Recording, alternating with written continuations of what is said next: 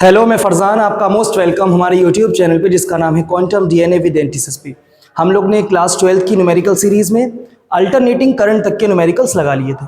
अब हम लोग शुरू कर रहे हैं एक नई यूनिट, और नई यूनिट में हमारे पास जो टॉपिक है वो ऑप्टिक्स से है।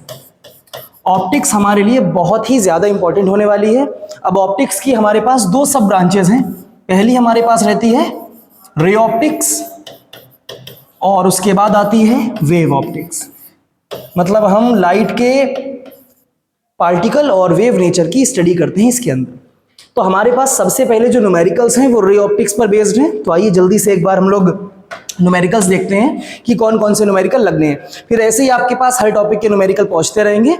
साथ ही साथ जो इंपॉर्टेंट इसमें डेरिवेशंस हैं ऑप्टिक्स के, क्योंकि ऑप्टिक्स हमारे पास काफ़ी मार्क्स में आती है, तो इसको बहुत अच्छे से आपको तैयार करना है जी। एक बार जल्दी से आइए क्वेश्चन देखते हैं हम लोग। क्वेश्चन में देखिए आपसे कह रहे हैं a candle is placed at a distance 3 centimetre. सबसे पहले तो आपको दो तीन बातें पता होनी चाहिए। अब यहाँ पर देखिए एट अ डिस्टेंस 3 सेंटीमीटर, एक कैंडल को प्लेस किया गया है 3 सेंटीमीटर डिस्टेंस पर in front of A concave mirror. अब ये चीज़ें बहुत ज़रूरी रहती है हमारे पास कि हम किस मिरर की बात कर रहे हैं। हमारे पास जो क्वेश्चन में मिरर है ना वो कॉनकेव मिरर है। कॉनकेव मिरर कुछ इस तरीके से बनता है, देखिए इसकी आउटवर्ड साइड पर पॉलिश होती है और इनवर्ड साइड से रिफ्लेक्शन होता है। इस मिरर को हम कॉनकेव मिरर बोलते हैं। अब मिरर के लिए कुछ बातें आपको पता होनी चाहिए। जैसे मिरर का जो हमारे पास ये सेंटर पॉइंट रहता है इसको बोलते हैं पोल, और ये जो लाइन पास होकर जा रही है पोल से इसको बोलते हैं प्रिंसिपल एक्सिस। साथ ही साथ यहाँ पर हमारे पास एक होता है सेंटर। ये सेंटर उस होलो स्फीयर का है जिससे हमारा मिरर बनाया गया है। हमारा मिरर देखो ये कर्व सरफेस है ना, तो एक होलो स्फीयर से बनाई जाती है। तो यहाँ पर उस होलो स्फीयर के सेंटर को हम बोलते हैं सेंटर ऑफ कर्वेचर। पोल और सेंटर ऑफ कर्वेचर के बिल्कुल बीच में हमारे पास होता है एक पॉइंट जो लाइट रेस को कन्वर्ज करता है, या जहां से लाइट रेस डाइवर्ज होती हुई अपीयर होती हैं, उस पॉइंट को हम बोलते हैं फोकस। फिर पोल से लेकर सेंटर ऑफ कर्वेचर तक की डिस्टेंस को बोलते हैं रेडियस ऑफ कर्वेचर, और पोल से लेकर फोकस तक की डिस्टेंस को बोलते हैं फोकल लेंथ। आपको ये सारी बातें बहुत अच्छे से पता होनी चाहिए। फिर एक चीज़ आपको यहाँ पर पता होना और ज़रूरी है। अगर आपने कार्टेशियन प्लेन पढ़ा ही होगा आपने, 10th क्लास करके सब लोग आए हो, तो हमारे पास ये x रहती है और ये -x, ये y और ये -y। तो हमने यहाँ पर ये पढ़ा था कि ओरिजिन से आप राइट हैंड साइड जाएंगे तो आपको सभी चीज़ें पॉजिटिव मिलेंगी। ओरिजिन से लेफ्ट हैंड साइड सभी कैसी मिलेंगी? निगेटिव। ऐसे ओरिजिन से अपवर्ड सब कैसा मिलेगा? पॉजिटिव। ओरिजिन से डाउनवर्ड सब कैसा मिलेगा? निगेटिव। तो आपको बस यहाँ पर मिरर के लिए या लेंस के लिए साइन कन्वेंशन ध्यान रखना बहुत ज़रूरी है। अब साइन कन्वेंशन आप कैसे ध्यान रखेंगे? अगर आपको ये चीज़ें याद है ना, यही चीज़ें अप्लाई करनी है यहाँ पर। तो अगर ये आपका ये ओरिजिन नहीं है, यहाँ पर आपका पोल है। अब पोल से अगर आप राइट हैंड साइड जा रहे हैं ना, आगे की तरफ जा रहे हैं पोल से, तो सभी डिस्टेंसेस पॉजिटिव ली जाएंगी। पोल से आप लेफ्ट हैंड साइड आ रहे हैं तो सभी डिस्टेंसेस निगेटिव ली जाएंगी। पोल से अपवर्ड जा रहे हैं हाइट के लिए, अपवर्ड हाइट के लिए, तो वो पॉजिटिव हाइट ली जाएगी, और डाउनवर्ड आ रहे हैं हाइट के लिए तो वो ली जाएगी निगेटिव हाइट। इतनी बात तो आपको समझना पड़ेगी बहुत बढ़िया करके, बिल्कुल इसकी तरह है। तो इस चीज़ को वहाँ पर आप बिल्कुल लगाएंगे बढ़िया करके। तो अब इसको यहाँ से हम हटा दे रहे हैं, हमारा काम हो चुका है मतलब भर का। अब हम पढ़ते हैं क्वेश्चन क्या कह रहा है हमसे। A candle is placed at a distance 3 centimetre in front of a concave mirror. तो कॉनकेव मिरर के सामने एक कैंडल रखी गई है जिसकी डिस्टेंस कितनी है भाई? 3 सेंटीमीटर पे रखी गई है। अब जो कैंडल है हमारे पास वो एक ऑब्जेक्ट है, और ऑब्जेक्ट डिस्टेंस को हम यहाँ पर लिखते हैं u से। तो हमारे पास u कितना दिया है? u दिया है 3 सेंटीमीटर। अब जरा आप बताइएगा, in front of a mirror, तो यहाँ पर रखी गई होगी ना कैंडल कहीं पर। अब बताइए पोल से लेकर इस कैंडल तक की डिस्टेंस जो u है वो आप कैसी लोगे? पॉजिटिव या निगेटिव? तो हमेशा याद रखना है ऑब्जेक्ट डिस्टेंस हमेशा निगेटिव ली जाएगी, क्योंकि ऑब्जेक्ट हमेशा मिरर के सामने रखा होगा। ठीक है, तो हमारे पास ये u आ जाएगा -3 centimetre of radius of curvature 24 centimetre. और हमारे पास उस मिरर की रेडियस ऑफ कर्वेचर कितनी है? कलर चेंज ना करें, यहाँ पर ब्लू येलो ही ले लेते हैं। तो हमारे पास रेडियस ऑफ कर्वेचर दे रखी है 24 सेंटीमीटर। ठीक है, बहुत बढ़िया। तो रेडियस ऑफ कर्वेचर पोल से लेकर सेंटर तक की डिस्टेंस है, ये हमें 24 सेंटीमीटर दे रखी है। तो r तो पीछे मिलेगा ना, तो ये भी कैसी होगी तुम्हारी? माइनस में होगी। बहुत बढ़िया। फिर क्या कह रहे हैं? Locate the position of image. अब आपको बताना है कि इमेज कहां पर बनेगी इस कैंडल की। तो इमेज डिस्टेंस के लिए हमें कैलकुलेट क्या करना है? हमें कैलकुलेट करना है यहाँ पर v। आपको v कैलकुलेट करना है कि इमेज कितनी डिस्टेंस पर बनेगी हमारे मिरर से। अब v जब हम कैलकुलेट करेंगे तो हमें यह भी पता चल जाएगा कि इमेज रियल बनेगी या वर्चुअल बनेगी। खैर, अच्छा एक चीज़ और भी है, हमारे पास एक मिरर फार्मूला है। अगर हम यहाँ पर मिरर फार्मूला लिखते हैं तो मिरर फार्मूला हमारे पास होता है 1/f equals 1/v plus 1/u। Mirror formula क्या है? फोकल लेंथ और ऑब्जेक्ट डिस्टेंस और इमेज डिस्टेंस, इन तीनों के बीच की रिलेशनशिप। तो देखिए हमारे पास f, u और v इनके बीच की रिलेशनशिप दी हुई है। अभी आपको u गिवन है इधर क्वेश्चन में, आपको r गिवन है, आपको v निकालना है। अच्छा f नहीं गिवन है। अब जरा एक बात आप यहां पर देखिए, ये r और f में एक रिलेशन होता है, radius of curvature focal length की डबल होती है। मतलब फोकल लेंथ को आप डबल कर देंगे तो रेडियस ऑफ कर्वेचर मिल जाएगी। तो क्या रेडियस ऑफ कर्वेचर को हाफ करके फोकल लेंथ नहीं मिल सकती? कभी भी आपको क्वेश्चन में रेडियस ऑफ कर्वेचर दी हुई है तो आप उसको हाफ करेंगे और फोकल लेंथ निकाल लेंगे। तो अगर रेडियस ऑफ कर्वेचर -24 है तो जरा आप बताइए फोकल लेंथ कितनी निकल के आएगी? -24/2। सीधे लिख देना, क्या जरूरत है इस -24/2 करने की। तो f आ जाएगा सीधे सीधे -12 सेंटीमीटर। ये हमने कैलकुलेट कर ली। अभी हमारे पास f भी है, हमारे पास u भी है, दोनों को यहां रखकर v निकाल सकते हैं बहुत आराम से। बहुत इजी क्वेश्चन है, बस आपको चीजें याद रखनी है कि कब कब क्या चीजें प्लस ली जाने वाली है और कब कब क्या माइनस लिया जाने वाला है। तो हमने यहाँ पर मिरर फार्मूला लिखा है, आइए अब जल्दी से सॉल्व करते हैं। तो 1/f, f की वैल्यू कितनी है भाई? -12 इक्वल्स 1/v। v आपको कैलकुलेट करना है और ये प्लस लगा है, और 1/u, और u कितना है भाई? u है -3। अच्छा अब एक बात और बताना, ये प्लस माइनस क्या हो जाएगा? माइनस हो जाएगा। ये प्लस माइनस माइनस हो गया, इसको लेफ्ट हैंड साइड भेजोगे तो ये प्लस का हो जाएगा ना फिर से। तो हमारे पास बचेगा 1/v इक्वल्स, अब देखिए प्लस माइनस माइनस, और इसको लेफ्ट हैंड साइड भेजा तो ये प्लस का 1/3 हो जाएगा। तो यहां पर आ जाएगा, यहां पर आ जाएगा ये 1/3 प्लस का हो जाएगा ये आगे जाकर, और आगे पहले से कौन है? माइनस के 1/12। बहुत ही आसान है, आपको बस यहां पर डिनोमिनेटर सेम करना है। डिनोमिनेटर सेम करने के लिए इधर मल्टीप्लाई 4 से कर देंगे, 3 4 जा 12 हो जाएगा। तो ऊपर भी आपको 4 से मल्टीप्लाई करना पड़ेगी। तो हमारे पास अब आंसर आने वाला है 1/v इक्वल्स, अब देखिए जरा, 3 4 जा 12 और 4 1 जा 4, तो हो जाएगा 4/12 माइनस 1/12। तो 1/v इक्वल्स, हाँ भाई 12 कॉमन लिया, 4 - 1 कितना हो गया? 3। कुछ कैंसिल कर सकते हैं? बिल्कुल कर सकते हैं भाई, 3 1 जा 3 और 3 4 जा 12, ऐसा ही होता है ना। तो 1/v इक्वल्स आया 1/4, और हमारे पास यहाँ पर v कैसा आने वाला है? हमारे पास v आने वाला है 4। अब ये जो 4 आया ये सेंटीमीटर में आया, मतलब आपकी जो इमेज बन रही है ना वो यहाँ पर 4 सेंटीमीटर पर बन रही है। लेकिन अगर आप बहुत ध्यान से देखें तो आपका यहाँ पर जो सिंबल आया वो आया पॉजिटिव। पॉजिटिव सिंबल आपको ये बताता है कि आपकी इमेज आगे बन रही होगी ना, पीछे नहीं बन रही होगी। पीछे बनती तो इमेज माइनस में बनती, प्लस में आ रही है आंसर, मतलब v आपकी आगे बन रही है, मिरर के दूसरी साइड में आपकी इमेज बन रही है। और उस इमेज का नेचर यहाँ पर होता है वर्चुअल। कैसा नेचर होता है ये आपको याद रखना है, नेचर इमेज का कैसा होगा? वर्चुअल। मतलब आपकी जो इमेज बन रही है इस केस में वो एक वर्चुअल इमेज है। वर्चुअल इमेज मतलब जो रियल में नहीं बन रही है, जो लाइट रेस के मीट करने से नहीं बन रही है। तो इतना आपको ध्यान रखना है, v पॉजिटिव तो हमारे पास इमेज वर्चुअल। बहुत ही आराम से आप ये क्वेश्चन लगा सकते हैं, बस आपको छोटी छोटी बातें पता होनी चाहिए कि कब आपको पॉजिटिव चीज़ें लेनी है, कब आपको निगेटिव लेनी है, कॉनकेव मिरर का क्या मसला है, कॉन्वेक्स मिरर का क्या मसला है। चलिए जल्दी से इसका स्क्रीनशॉट लीजिए। ले लिया? बहुत बढ़िया। हम लोग चलते हैं नेक्स्ट क्वेश्चन की तरफ। आइए एक और क्वेश्चन हमारे पास ये रहा, बेहतरीन सा क्वेश्चन। क्वेश्चन में देखिए फिर से, अब की आप चीजें बताएंगे, ठीक है? कैसे बताएंगे? कमेंट करके। Find the position of the object. बहुत बढ़िया। अब की इन्होंने पोजीशन ऑफ इमेज नहीं पूछी है, अब की ये पूछ रहे हैं find the position of object. मतलब ये आपसे अब की पूछ रहे हैं भाई कि आपको u कैलकुलेट करना है। बहुत बढ़िया। विच when placed in front of convex mirror. अब की मिरर कौन सा है? Convex mirror. कैसे बनाते हैं? इस तरीके से बनाते हैं। ये मिरर बनाया, अंदर वाली साइड पॉलिश कर दी, बाहर वाली साइड से रिफ्लेक्शन होगा, ये रहेगा पोल, ठीक है? तो ये हमारे पास कॉन्वेक्स मिरर हो गया। ऑब्जेक्ट तो सामने ही रखोगे ना मिरर के, तो u तो हमेशा ही निगेटिव आएगा। आपको यहाँ u कैलकुलेट करना है ना, और कैलकुलेट करने के बाद वो निगेटिव आएगा, इस बात का आप ध्यान रखिएगा। तो खैर रख दिया इन्होंने, कॉन्वेक्स मिरर के सामने रख दिया, बहुत बढ़िया। और फोकल लेंथ 20 सेंटीमीटर, तो हम फोकल लेंथ लिख देंगे 20 सेंटीमीटर। लेकिन भैया अभी हमने लिखा था कि फोकल लेंथ माइनस में लेते हैं, लेकिन माइनस में तो कॉनकेव की लेते हैं ना, कॉन्वेक्स की फोकल लेंथ पहले तो देखेंगे है कहाँ। अच्छा पहले तो एक बार जल्दी से यहाँ पर सेंटर ऑफ कर्वेचर बना लो। देखो सेंटर ऑफ कर्वेचर यहाँ कहीं पर होगा ना, सेंटर तो होलो स्फीयर का होता है।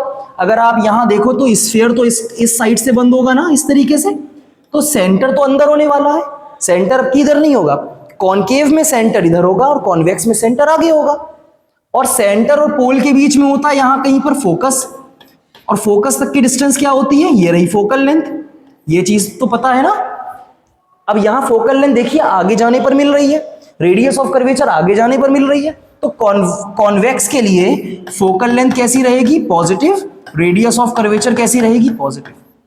इतनी बात समझ में आ रही है ना। ये सारी चीजें आपको साइन कन्वेंशन बहुत अच्छे से ध्यान में रखना है। तो खैर वो कह रहे हैं फोकल लेंथ आपकी 20 सेंटीमीटर थी, तो क्या हम माइनस लिख दें इस बार, नहीं ना, क्योंकि फोकल लेंथ पॉजिटिव है इस बार कॉन्वेक्स के केस में।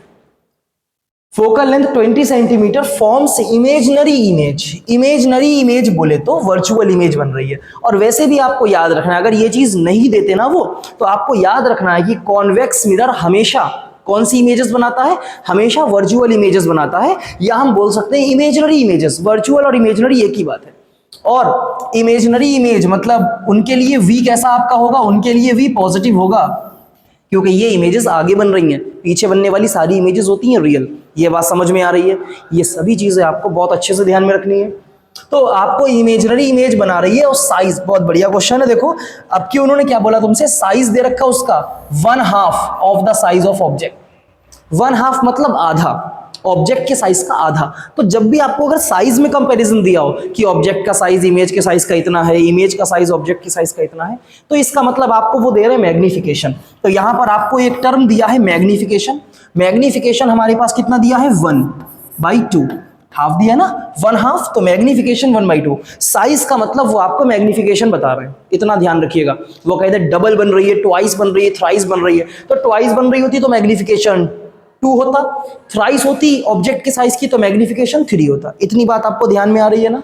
एक और चीज भी है भाई, मैग्निफिकेशन का भी सिंबल होता है।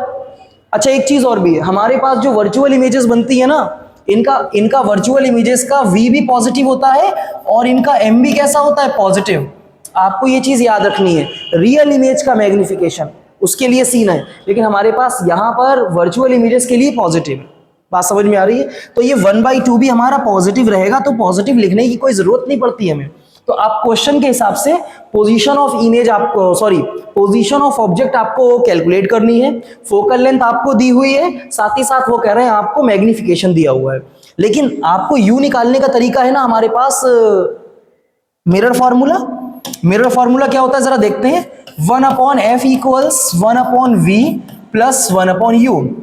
तो आपके पास f है, बहुत बढ़िया, आपको u निकालना है, लेकिन आपके पास v नहीं है, आपके पास v नहीं है। तो v कैसे निकालोगे, देखो उन्होंने v निकालने के लिए तुम्हें एक चीज दी हुई है यहाँ पर भाई, ये देखो ये मैग्निफिकेशन जो दिया है ना, तुम इससे बहुत आराम से v कैलकुलेट कर सकते हो। आओ जरा यहाँ पर कैलकुलेट करते हैं। तो तुम्हारे पास मैग्निफिकेशन का एक फॉर्मूला होता है मिरर के लिए कि m इक्वल्स, और ये लीनियर मैग्निफिकेशन है, हम आगे एंगुलर मैग्निफिकेशन के न्यूमेरिकल्स भी लगाएंगे। तो मैग्निफिकेशन होता है linear magnification, m equals -v/u। -v/u का मतलब है image distance upon object distance, मतलब इमेज डिस्टेंस और ऑब्जेक्ट डिस्टेंस का जो रेशो है उसको हम बोलते हैं मैग्निफिकेशन। इतनी बात समझ में आ रही है सभी लोगों को, बहुत बढ़िया। तो तुम्हें मैग्निफिकेशन क्वेश्चन में कितना दिया हुआ है, देखो 1/2 दिया हुआ है, यहां पर रख दो मैग्निफिकेशन की जगह 1/2, और इधर कौन है, v/u। तो तुम्हें u तो निकालना है, अगर तुम v को रिप्लेस कर दो यहां से तो u मिल जाएगा बहुत आराम से।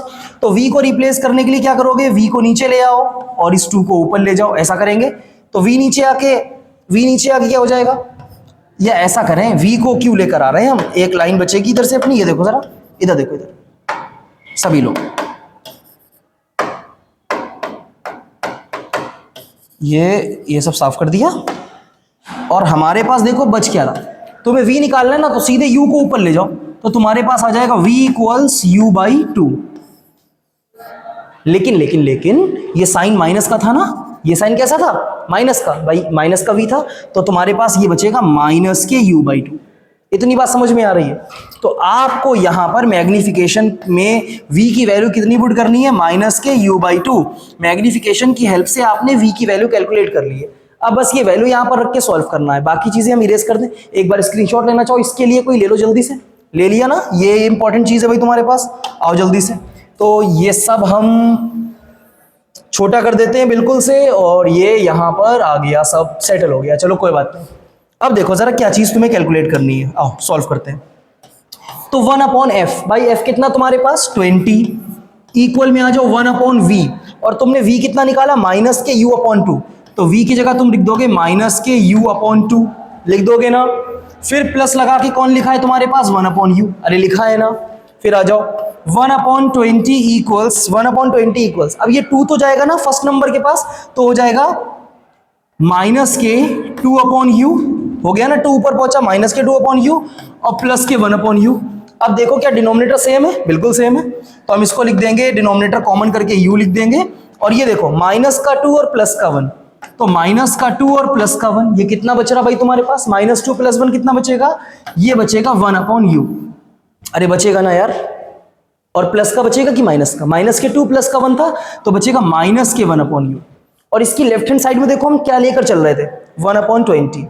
तो अब जरा हम यहां पर से इस वाले टर्म को हटा देते हैं, थोड़ी सी जगह की हमें जरूरत है। आइए जल्दी से एक बार देखते हैं। तो हमारे पास क्या बच रहा, 1/20, और इसको पूरे को सॉल्व किया हमने, 2 को ऊपर ले गए, u कॉमन करके, -2 + 1 -1 बचा, तो इक्वल में आ जाएगा -1/u।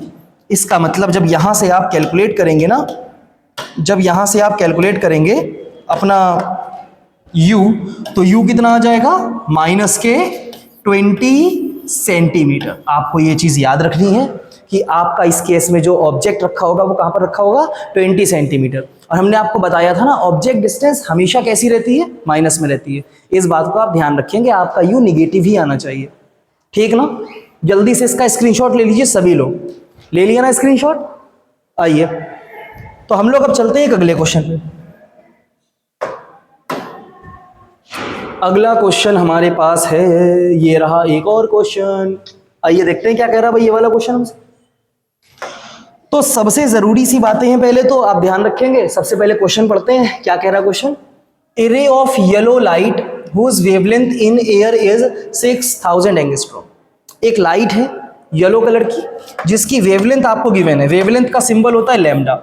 लैम्डा कितना गिवन है भाई, 6000 एंगस्ट्रॉम गिवन, ठीक है, बहुत बढ़िया। आगे क्या कह रहे हैं, goes from air to water, मतलब एक लाइट रे एयर टू वाटर जा रही है, एयर से वाटर में जा रही है, मीडियम उसका चेंज हो रहा है, मीडियम चेंज होने पर उसकी स्पीड चेंज हो जाती है। आपको पता होना चाहिए, जब मीडियम चेंज होता है तो क्या चेंज होती है, उसकी स्पीड चेंज होती है। और एयर टू वाटर जा रही है जिसमें वाटर की रिफ्रैक्टिव इंडेक्स आपको दे रखी है, वाटर की रिफ्रैक्टिव इंडेक्स दे रखी है 4/3, ठीक है। फाइंड क्या करना है हमको, velocity, wavelength, frequency and colour of wave in water. जबकि c की वैल्यू आपको गिवन है, नहीं भी गिवन होती है आपको याद रखना है, c होता है ना 3 × 10⁸ मीटर/सेकंड। तो खैर एक ही करके चीज निकालते हैं। सबसे पहले किसकी बारी है, सबसे पहले बारी है ना हमारे पास वेलोसिटी की। तो नंबर फर्स्ट में आप वेलोसिटी कैलकुलेट करना चाहते हैं, तो स्पीड या वेलोसिटी बदल जाती है जब मीडियम चेंज होता है, क्योंकि स्पीड या वेलोसिटी का जो मसला है ना वो मीडियम की डेंसिटी से रहता है। अभी जब लाइट एयर में चल रही थी, जब लाइट किस में चल रही थी, एयर में, तो एयर में डेंसिटी कम होती है, उसकी स्पीड ज्यादा होगी। और जैसे ही वो वाटर में आएगी तो वाटर में डेंसिटी ज्यादा है तो स्पीड कम हो जाएगी, तो आपको वो कम हुई वाली स्पीड निकालना है। एक रिफ्रैक्टिव इंडेक्स का फार्मूला, क्योंकि रिफ्रैक्टिव इंडेक्स दी हुई है ना तुम्हें, तो दो मीडियम के सेपरेशन के बीच जो बाउंड्री रहती है उनकी जो डेंसिटी का डिफरेंस है वो रिफ्रैक्टिव इंडेक्स है हमारे पास, जो बताएगी कि आपकी जो लाइट है वो किस मीडियम में ट्रेवल कर रही है, वो कितना ज्यादा डेंसर है पहले वाले के कंपैरिजन में। तो रिफ्रैक्टिव इंडेक्स के हमारे पास फॉर्मूला रहते हैं कुछ। तो वेलोसिटी का रिफ्रैक्टिव इंडेक्स का फार्मूला होता है velocity of light in first medium upon velocity of light in second medium. Refractive index का बिल्कुल बेसिक सा formula, velocity of light in first medium upon velocity of light in second medium. अब जरा जल्दी से आ जाइए, velocity of light in first medium मतलब air, तो हम लिख देंगे velocity of light in air upon velocity of light in second medium मतलब वाटर, जो कि तुम्हें निकालनी है, वेलोसिटी ऑफ वाटर तुम्हें निकालनी है भाई, ठीक है। तो हम यहाँ पे v2 की जगह लिख देंगे वेलोसिटी ऑफ वाटर। अभी एयर में तुम्हें वेलोसिटी पता है ना, अप्रॉक्स कितनी रहती है, देखो 3 × 10⁸ मीटर/सेकंड। तो अगर यहाँ से तुम्हें वेलोसिटी इन वाटर निकालनी है तो वेलोसिटी इन वाटर को ऊपर लेकर आओ। तो वेलोसिटी इन वाटर निकालने के लिए वेलोसिटी इन एयर और divide by refractive index of the water, सीधी जुगाड़ है। ये फार्मूला तुम याद रखो कि तुम्हें किसी भी मीडियम में अगर वेलोसिटी कैलकुलेट करनी है तो एयर की या वैक्यूम की वेलोसिटी को डिवाइड कर दो रिफ्रैक्टिव इंडेक्स से, उस मीडियम की रिफ्रैक्टिव इंडेक्स से। आओ जरा, तो वेलोसिटी कितनी गिवन है एयर में, देखो तुम्हें दे रखी है भाई 3 × 10⁸ अपॉन रिफ्रैक्टिव इंडेक्स कितनी दे रखी है जरा देखो 4/3। तो तुम ये लिखोगे 4/3। अब ये बाई का 3 ऊपर चला जाएगा, 3 कितने हो जाएंगे ऊपर जाके, 3 ऊपर जाके हो जाएंगे 9 × 10⁸ और अपॉन में कितना बच गया, अपॉन में 4 बच गया। और वेलोसिटी निकाली है तो ये आ जाएगा मीटर पर सेकेंड। तो तुम्हारा आंसर आ गया बहुत आराम से। आपको किसी भी मीडियम में अगर वेलोसिटी निकालना है लाइट की तो अपनी जो नॉर्मल वाली वेलोसिटी रहती है ना वैक्यूम की या एयर की, उसको डिवाइड कर देना refractive index of that medium. बहुत आराम से आप इस चीज़ को कैलकुलेट कर सकते हैं। कर लोगे ना। तो वेलोसिटी तो हमने निकाल ली बहुत बढ़िया करके। जल्दी से इसको देखो फटाफट, देख लिया ना, ठीक। आओ अब इसको थोड़ा सा हटाते हैं और अब हम देखेंगे कि हमें सेकंड टर्म पे क्या निकालना था। देखो वेलोसिटी के बाद आपको एक और चीज कैलकुलेट करनी है, वो कौन है, वो है हमारे पास वेवलेंथ। बहुत अच्छे से ध्यान रखेंगे, वेवलेंथ भी चेंज होती है। जब लाइट का मीडियम बदलेगा तो वहां पर वेलोसिटी के साथ साथ वेवलेंथ भी चेंज होगी। और जैसे अभी आपने वेलोसिटी निकाल ली थी ना, तो हमें सेकेंड पॉइंट निकालना है वेवलेंथ। वेवलेंथ का सिंबल होता है लैम्डा। अब वेवलेंथ आप कैसे कैलकुलेट करोगे, तो वेवलेंथ आपको कैलकुलेट करना है वाटर की। तो बिल्कुल फॉर्मूला अभी जो आपने लिखा था आप लिखेंगे वी नो दैट। वेलोसिटी और वेवलेंथ के लिए आप ये फार्मूला कि wavelength in water equals wavelength in air, ऐसा कुछ ना। और अपॉन में कौन, अपॉन में रिफ्रैक्टिव इंडेक्स। यार वेलोसिटी निकालने के लिए वेलोसिटी इन एयर अपॉन में रिफ्रैक्टिव इंडेक्स, वेवलेंथ निकालने के लिए वेवलेंथ इन एयर अपॉन में रिफ्रैक्टिव इंडेक्स। कर लोगे ना, अपॉन में आ जाओ, जल्दी से सॉल्व कर ले वैल्यू रख के। वेवलेंथ इन एयर, देखो एयर में वेवलेंथ दे रखी थी हम लोग को 6000 एंगस्ट्रॉम। अपॉन में रिफ्रैक्टिव इंडेक्स कितना दे रखा भाई तुम्हें, रिफ्रैक्टिव इंडेक्स 4/3। तो यहां पर 4/3 कर देंगे, ये 3 पहुंच जाएगा भाई ऊपर। तो 3 ऊपर पहुंच गया, क्या बचा, ये 6 × 3 मतलब 18 बचा ना, 6 × 3 18 और 3 0 और डिवाइड बाई 4 बचा कि नहीं बचा। अभी आप इसको बढ़िया करके वेवलेंथ इन वाटर कैलकुलेट करेंगे। आप इसको सिंप्लीफाई कर सकते हैं, आप इसको डिवाइड कर सकते हैं, आपके पास एक बढ़िया सा आंसर आएगा। वो आंसर आप एंगस्ट्रॉम में ही रहने देंगे और उसको कमेंट में बताएंगे। क्या बात समझ में आ रही है, अरे आ रही है ना। फिर हमारे पास देखिए इन दो चीज़ों के बाद बचता है एक और आइटम। क्या बचता है भाई, जल्दी से देखते हैं, आइए। हाँ, तो हमने वेवलेंथ निकाल ली, हमने वेलोसिटी निकाल ली। अब बारी किसकी है, अब बारी है फ्रीक्वेंसी की। अब ये फ्रीक्वेंसी क्या है और फ्रीक्वेंसी हम कैसे निकालेंगे। तो एक बात आप बहुत अच्छे से याद रखेंगे, जब लाइट एक मीडियम से दूसरे मीडियम में जा रही है तो वहां पर उसकी वेलोसिटी चेंज होगी, उसकी वेवलेंथ चेंज होगी, लेकिन लाइट की फ्रीक्वेंसी कभी भी चेंज नहीं होती। लाइट की फ्रीक्वेंसी कैसी रहती है, कांस्टेंट रहती है। फ्रीक्वेंसी कांस्टेंट रहेगी। एक और बहुत जरूरी बात है, क्योंकि फ्रीक्वेंसी कांस्टेंट रहेगी एंड ये आपको याद रखनी है, ये एमसीक्यू वगैरह के लिए बहुत अच्छा पॉइंट है। And colour of light depends on frequency. भाई कलर ऑफ लाइट किस पर डिपेंड करेगा, फ्रीक्वेंसी पर। और फ्रीक्वेंसी मीडियम चेंज होने पर चेंज नहीं हो रही है, कांस्टेंट रह रही है। इसका मतलब कोई भी कलर चेंज नहीं होगा लाइट का, नो कलर चेंज। ये बात समझ में आ रही है कि जब लाइट एक मीडियम से दूसरे मीडियम में ट्रेवल कर रही है उसकी फ्रीक्वेंसी सेम रहेगी और फ्रीक्वेंसी पर डिपेंड करता है लाइट का कलर, तो कोई भी कलर चेंज नहीं होगा। मतलब फिनोमिना रिफ्रैक्शन है, रिफ्रैक्शन में फ्रीक्वेंसी और कलर चेंज नहीं होगा, स्पीड चेंज होगी, वेवलेंथ चेंज होगी। खैर, लेकिन हमें तो